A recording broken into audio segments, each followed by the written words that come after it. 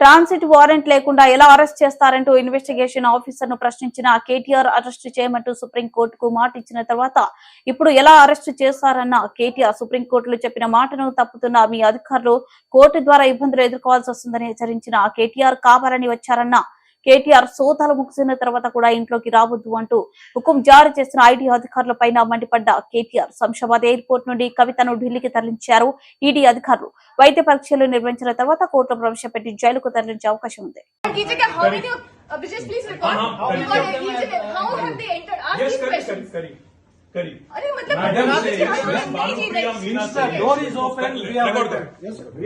Madam Bhanupriya Meena says,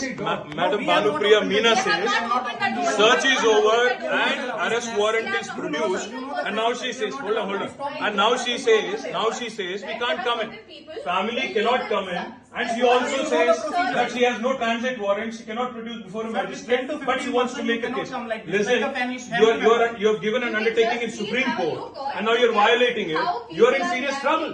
You're in serious trouble. You have the legal remedy always available. I'm telling you, you have come here on a Friday.